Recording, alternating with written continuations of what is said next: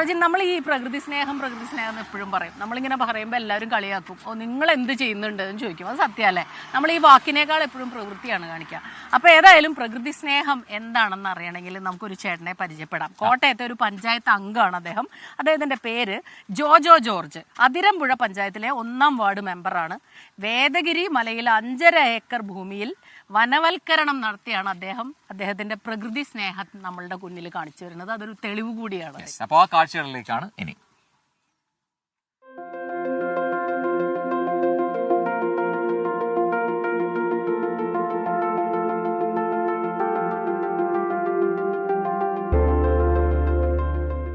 ഞാൻ ജനിച്ചു വളർന്ന ഒരു കാർഷിക കുടുംബത്തിലാണ്.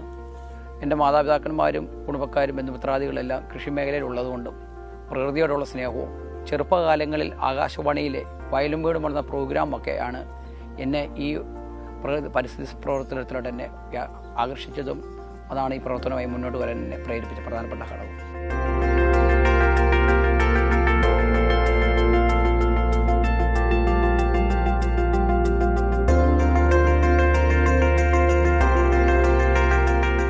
നമുക്ക് വരും തലമുറയ്ക്ക് വേണ്ടി ചെയ്യാൻ പറ്റുന്ന ഒരു പ്രധാനപ്പെട്ട കാര്യം മരങ്ങൾ വെച്ച് പിടിപ്പിക്കുക എന്ന ഒരു കാഴ്ചപ്പാട്.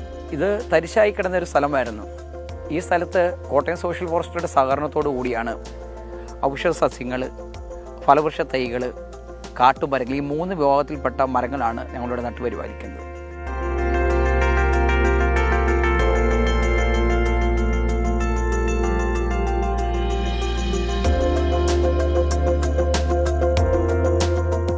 ഇവിടെ പ്രധാനമായി വെച്ച് പിടിപ്പിച്ചിരിക്കുന്ന മാവ്, പ്ലാവ്, പേര, നെല്ലി പോലെയുള്ള ഫലവൃക്ഷ തൈകളാണ്. അതുപോലെ തന്നെ കാട്ടുമരങ്ങളായ നാങ്ക്, കമ്പകം പോലെയുള്ള അപൂർവ ഇനം മരങ്ങൾ സോഷ്യൽ ഫോറസ്റ്റിയുടെ PG ഡിവിഷനിൽ നിന്ന് കൊണ്ടുവന്ന തൈകളും ഇവിടെ വെച്ച് പിടിപ്പിച്ചിട്ടുണ്ട്. അതുപോലെ തന്നെ ഔഷധ തൈകളായ ഇലഞ്ഞിയും അത്തിയും അതുപോലെ തന്നെ അന്യം വന്നു പോയിക്കൊണ്ടിരിക്കുന്ന നമ്മുടെ നാട്ടിൽ പണ്ടുണ്ടായിരുന്ന ധാരാളമായി കണ്ടുവന്നുകൊണ്ടിരുന്ന കാഞ്ഞിരം പോലെയുള്ള മരങ്ങളൊക്കെ ഇവിടെ സംരക്ഷണ വസ്തുവായി നമ്മൾ പരിപാലിച്ചുകൊണ്ടിരിക്കുകയാണ്.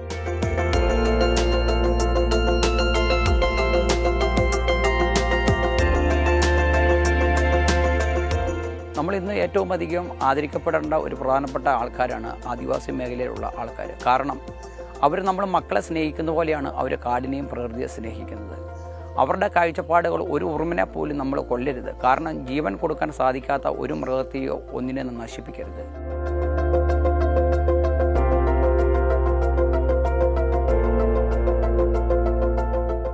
ചിലരങ്ങനെയാണ്.